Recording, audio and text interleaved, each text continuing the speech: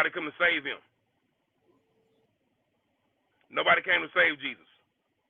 When it got real, he had to deal with it. He had to deal with the fear of impending death and torture. He had to deal with the process of the death and the torture, the beating, the persecution. He had to deal with the embarrassment. He had to deal with every bit of it and still follow through. He had to look death in the face and say, you know what? So be it. He didn't ask God to send someone down, send the angels down to take him off the cross. He dealt with it because he did it for his Father's name. Jesus said we're going to suffer for his name. That's he right. Didn't say God's name. He said for his name.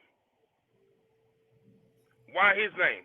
Because he is the one that was always he was always the fulcrum. He was the linchpin. He was the chief cornerstone. He's the one that tied this whole thing together.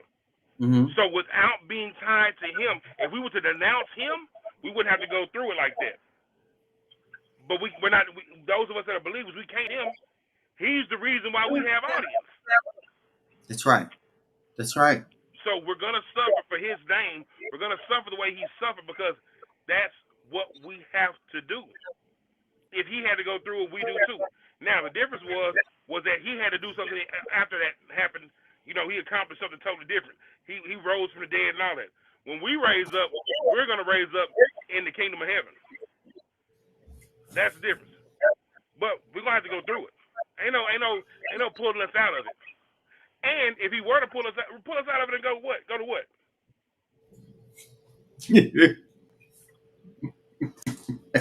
I'm saying, like, that's the question right there. Like, yo, pull us out to go to heaven, then come back down to the bruh. I don't know. I'm asking a question. I did study some of these things, and these are parts in which I say, well, if I'm not fully understanding the in-depth of why people say that we're being taken out, and they say that because the wrath of God is not fitted for us, because we're believers and we no longer receive the wrath of God.